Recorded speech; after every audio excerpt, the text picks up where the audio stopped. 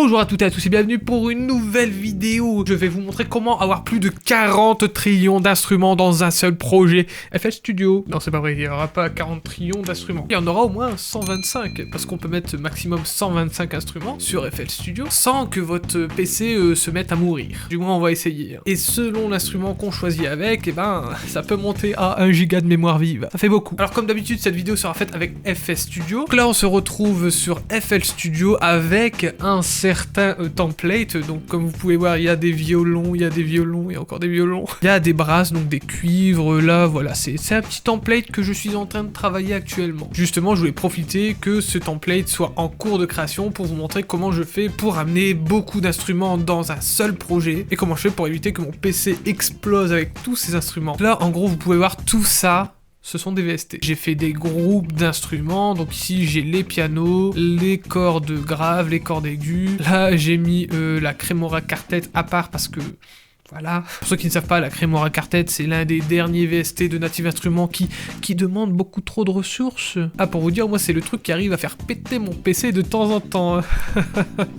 Il va y avoir de la RAM en plus dans pas longtemps, je le sens. Ceux qui connaissent pas Kontakt, en gros, Kontakt, c'est une bibliothèque créée par Native Instruments où vous allez retrouver tous vos VST de Native Instruments et aussi des VST qui viennent d'autres marques parce qu'ils ont une petite collaboration avec Native Instruments. Ce qui est très pratique d'une infinie pas possible pour pouvoir gérer tes VST parce que ça t'évite d'aller chercher tes VST à droite, à gauche. Là, vous voyez, tout est regroupé. Donc j'ai surtout beaucoup de Native Instruments, mais par exemple, j'ai aussi, si on trouve, j'ai aussi du Orchestra Tools. Et là, c'est pareil, j'ai Special Bows qui vient de Orchestra Tools aussi. J'ai du Time Micro qui vient de Orchestra Tools aussi. Oui, j'ai que deux marques de VST. Mais c'est déjà bien, ça coûte cher, hein, vous savez.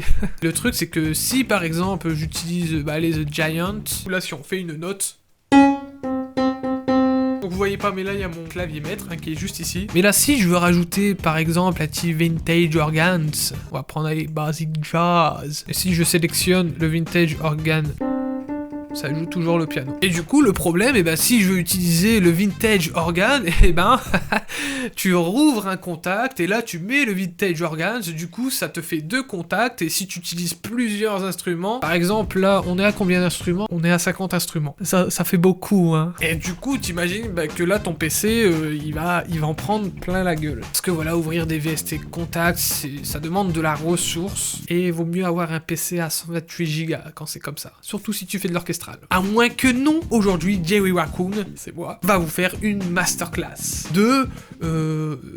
c'est vrai, comment on pourrait définir ça? De comment ouvrir plein d'instruments avec très peu de contacts afin d'éviter que ton PC chauffe. Mais ici, en gros, le projet, c'est de prendre un seul contact et mettre plus d'une quinzaine d'instruments. Oui, j'ai dit 15, parce qu'il y a quand même une limite, hein, faut pas exagérer. Alors avant de commencer, il faut savoir que pour faire cette technique, vous aurez besoin de contacts. Alors je pense que la technique marche sur d'autres VST, mais j'ai pas encore testé et je suis pas du tout sûr. Et deuxième chose, il va vous falloir FL Studio. Alors, les utilisateurs Cubase, on est déçus. Donc voilà, donc pour faire cette technique, ce qu'on va faire, c'est qu'on va aller dans Contact. Et là, ce que je vous conseille pour commencer, c'est d'aller ici et faire Output. Là, vous allez avoir une sorte de table de mixage qui va s'afficher. Ça va nous servir. Ce qu'on va faire, c'est qu'on va choisir les instruments dont on a besoin. A few moments later. Bon, me revoilà après quelques minutes. Alors j'ai fait un peu le tri parce que c'était un bordel. Il y a trop de woodwinds dans cette vidéo. Et du coup, fallait que je fasse un peu le tri. Mais là, c'est bon, j'ai choisi. J'ai trié moi comme je sentais. Après, vous triez comme vous voulez. Vous mettez l'instrument que vous voulez d'ailleurs. Donc là, comme vous pouvez voir, on a des petites infos. Donc le output, le MIDI channel, le voice, memories. Ça va nous servir. Ah oui, je me suis assis entre temps. Ça vous dérange pas, j'espère. Donc là, vous voyez, le output, c'est écrit instrument 1. Donc ça veut dire que cet instrument est programmé ici. Et là, on peut voir que tous les instruments, sont sur la même piste. Du coup, ce qu'on va faire, c'est que le premier, on va le laisser sur instrument 1. Et le deuxième, on va le mettre sur le deuxième, le troisième sur le troisième, quatrième, non, j'ai dit quatrième, et ainsi de suite. Donc là, on a 7 instruments, donc ce qui est plutôt pas mal. Petite précision aussi, donc ça, moi, je fais ça pour mieux me repérer, c'est que vous pouvez renommer les instruments. Donc là, après avoir renommé, ce que vous pouvez faire, vous pouvez cliquer ici, dans cet onglet fonction, vous allez sur Rename Output Section Channel According to Assigned Instrument.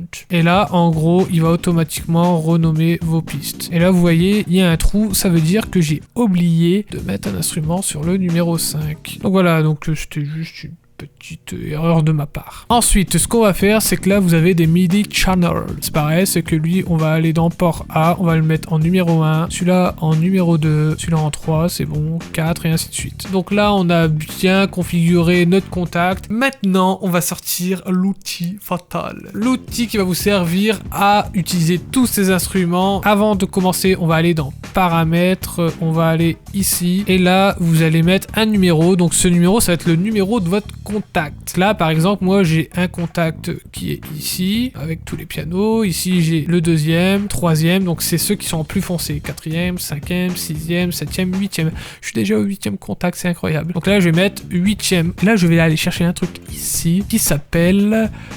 comment il s'appelle déjà ce con? BRSO Articulate. Et voici à quoi ça ressemble. Alors, petite parenthèse, parce que ce BRSO Articulate, il n'est pas dans FL Studio. Il faut aller le télécharger sur un site. Ce site, c'est celui de The Blake Robinson Synthetic Orchestra. The Blake Robinson, en gros, c'est un mec qui fait de la musique orchestrale. Il y a aussi une chaîne YouTube, je la mettrai dans la description. Et du coup, c'est lui qui a créé ce plugin, de base pour lui, pour que ça l'arrange sur certains points qu'on va voir après. Ça, je le mettrai dans la description si jamais vous voulez le télécharger. Donc en gros, comment ça fonctionne? Donc ça a l'air un peu compliqué comme ça, mais non, pas du tout. Pour commencer, ici vous avez le port et le channel. Donc ce qu'on va faire, c'est qu'on va le mettre en numéro, je sais déjà plus, en numéro 8. En gros, ce numéro, ça va être le numéro de votre contact pour qu'il puisse reconnaître sur quel contact il doit travailler. Et ensuite, sur le channel, on va mettre sur le channel numéro 1 parce que c'est le channel qui est juste ici. Et là, normalement, si on prend celui-ci et qu'on joue,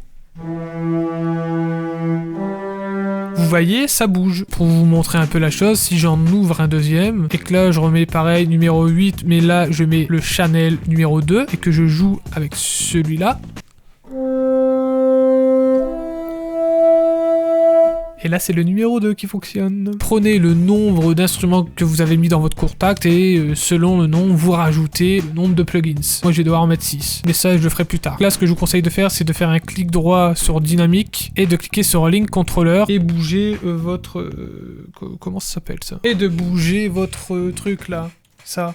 C'est ça. Je sais plus comment ça s'appelle, hein. C'est décevant. En gros, ça va vous permettre de programmer ce bouton pour dire ça sert à jouer avec la dynamique. Ensuite, vous allez cliquer ici. C'est pas compliqué, il faut juste prendre la main, après ça va tout seul. C'est sûr que vous le faites 50 fois, après ça va tout seul. On va mettre notre bass Sounds 1 comme ça. Là, vous voyez, on a nos articulations. Donc là, maintenant, ce que je vais faire, c'est que je vais ouvrir le piano roll. Et en gros, ces couleurs-là vont représenter ces couleurs-là. Alors, à quoi ça va servir? Ça va servir à programmer vos articulations. Parce que là, on a programmé notre piano pour le mettre sur un petit plugin de rien du tout plutôt que d'utiliser un gros contact. Il faut savoir que le BRSO Articulate va prendre beaucoup moins de mémoire que le contact. C'est pour ça qu'il est conseillé d'ouvrir un seul contact, mettre tous vos instruments dedans et ensuite ouvrir des BRSO plutôt que d'ouvrir 15 contacts pour 15 instruments. Et là on va voir la partie articulation. Pour ceux qui savent pas, les articulations, en gros, on va prendre par exemple le Substance et là si on joue, ça fait une note. Mais si par exemple je clique sur celui-là, aller en staccato, vous voyez, la note est très courte. Et en gros, ces articulations sont programmées sur les notes qui sont juste ici. Donc là, par exemple, je suis sur le Ré 1. Si je vais sur le Mi 1, et je vais avoir le crescendo.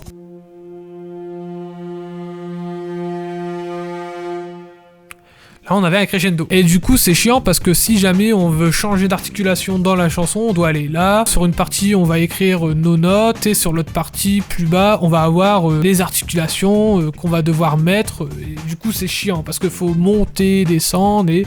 C'est chiant, je l'ai déjà dit, mais c'est vraiment très chiant. Du coup, là, le but, en gros, c'est de prendre les couleurs et chaque couleur va représenter une articulation. Et c'est pour ça qu'on utilise le BRSO Articulate. Là, vous voyez, on a articulation 1, 2, 3, 4, 5. Là, ce qu'on va faire, c'est qu'on va les renommer. Donc là, on a Substance All. Là, en fait, j'ai le logo du Sustain qui s'affiche. Oui, vous pouvez changer les logos. Par exemple, si vous voulez prendre celui-là, et là, on peut changer. Il y a des centaines de logos. Ensuite, on prend le deuxième. Là, c'est Growl, comme Dave Grohl.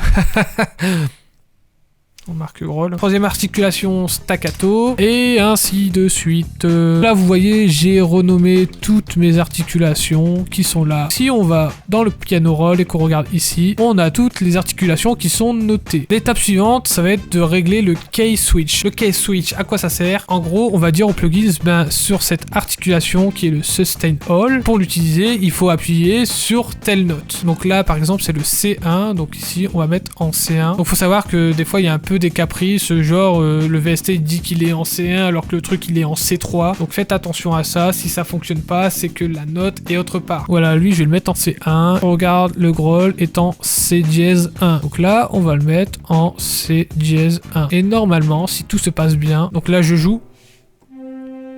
Là, j'ai le sustain parce que je suis sur la couleur verte et qui est le sustain all. Et si je change en 2,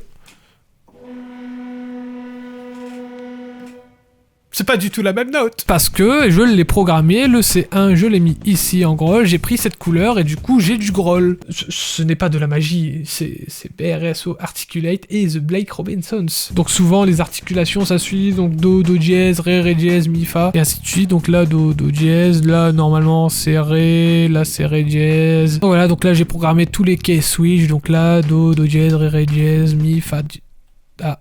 Là, je me suis trompé. Là, on retourne sur le piano roll et là, normalement, chaque note va représenter une articulation. Donc là, si on prend la couleur verte, on a le sustain all.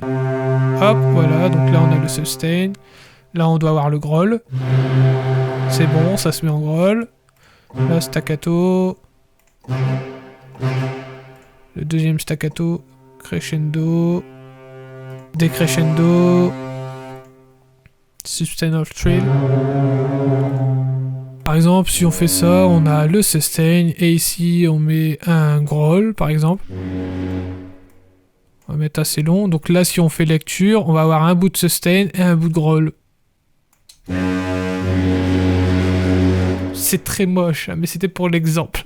Donc voilà, donc ça c'est programmé, c'est fait et c'est fini. Donc ensuite là on personnalise, donc Bassoons, on essaye de reprendre le même nom qu'on a mis dans le contact, hashtag 1SS. On va mettre cette couleur là, c'est bien, voilà. Là pareil on va marquer Low Woodwinds. Là on va mettre un petit logo de flûte ou je ne sais trop quoi. Bon là il y a une petite flûte. C'est bien faire ça aussi, comme ça tout s'affiche. Voilà, donc là on a les woodwinds. Donc là maintenant le but ça va être de sortir une articulation pour tous les instruments. Là, on a 1, 2, 3, 4, 5. Et là le but en gros c'est de refaire la même chose. Là on va prendre le deuxième, donc par 8, channel 2. Et là au niveau des articulations on refait la même chose. One eternity later. Bon, nous revoilà après quand même pas mal de temps, là, je crois quand même, j'ai pas de monter, je suis complètement con. 17 heures, donc ouais, ça fait un bon 15, 20, 30 minutes. Donc là, vous voyez, le bassoon hashtag 1 ici, le 2 ici. On regarde, si on prend le premier bassoon, c'est qu'on appuie. Donc là, vous voyez, ça bouge ici et ici, c'est parfait. Deuxième, c'est bon. Troisième ici, quatrième, cinquième, sixième, c'est parfait. Ça, c'est réglé. Maintenant, moi, ce que je veux, c'est le mettre dans cette table de mixage qui ne sont pas d'ailleurs. Donc vous voyez, il n'y a rien qui bouge sauf le master, parce que c'est normal, c'est le master. Moi, ce que je veux, c'est les mettre à la suite. Donc là, ce qu'on va faire, c'est qu'on va mettre une petite séparation. Donc là, on va clic droit, séparateur, et vous voyez, ça fait une petite séparation. C'est un truc que j'ai découvert il n'y a pas longtemps, hein. C'est mignon, j'adore, maintenant, je mets ça partout. Et là, ce qu'on va faire, en gros, c'est qu'on va aller ici, dans Processing. Donc ici, on va aller dans Track. Et là, vous voyez, si je bouge là, et ben ça bouge dans la table de mixage. Le système, ça va être le même que pour Addictive Drums, que j'avais fait dans la vidéo précédente. Là, comme je veux le mettre à la suite, en gros, ce qu'on va faire, c'est qu'on va le mettre en numéro 51. Et ensuite, ici, on met pas de chiffre. Ici, on met 1, 2, 3, 4, 5. Si on prend le premier et qu'on joue, ici, ça sera le 51. Ici, le 52. 53. 54. 55. Et 56. Est-ce que c'est pas parfait? Donc voilà, donc là vous avez vos instruments dans la table de mixage. Donc là ce qu'on va faire, c'est qu'on va personnaliser ici. On va faire exactement la même chose. Donc là on fait clic molette, on fait valider. On va faire ça pour tout. Et en gros si vous cliquez là et sur la flèche ici, non pas celle-là, en dessous, ici ça s'est enregistré. Donc là on met Bassoons 1, Bassoons 2, 3 et ainsi de suite. Donc là pareil, j'ai envie de le mettre aussi dans mon séquenceur. Donc là ce que je vais faire, c'est que je vais copier lui par contre. Hop, voilà, low woodwinds, on va faire ça. Hop, low woodwinds, on va le rétrécir le plus possible parce que du coup ça on va pas l'utiliser. Et là ce que je vais faire pour le bloquer, en gros je vais faire clic droit et lock to resize. Et normalement ça bouge plus sauf si vous recliquez ici. Et là pareil je fais ça, hop, le 1, le 2 et voilà. Et du coup là ce que je veux c'est faire un groupe d'instruments. Donc là ce que je fais c'est clic droit, groupe with above track. Et du coup en fait ça va faire un groupe avec l'instrument juste au dessus. Donc du coup là je fais ça pour tous les instruments. Et arrivé au dernier, et ben pareil on le met dans le groupe et hop voilà. Donc là si je clique ici ça me fait un groupe. Et là on a nos groupes de woodwinds ici, ici et ici. C'était le spectacle de GG Raccoon. Donc c'est fini pour cette vidéo, voici quelques astuces pour pouvoir laisser souffler votre PC pendant que vous travaillez sur des gros projets de FL Studio et sur des gros projets orchestraux. Donc j'espère que cette vidéo elle vous aura plu. Encore une fois, cette technique n'est pas réservée que pour la musique orchestrale, vous pouvez utiliser plusieurs instruments de contact avec, donc ça peut être pour du rock, pour du jazz, pour de l'électro. J'en ai fini avec cette vidéo, j'en ai fini avec vous, je vous remercie d'avoir regardé cette vidéo. Si vous n'êtes pas abonné, n'hésitez pas à vous abonner pour avoir encore plus de conseils sur la musique. En attendant, je vous dis donc à bientôt, bisous.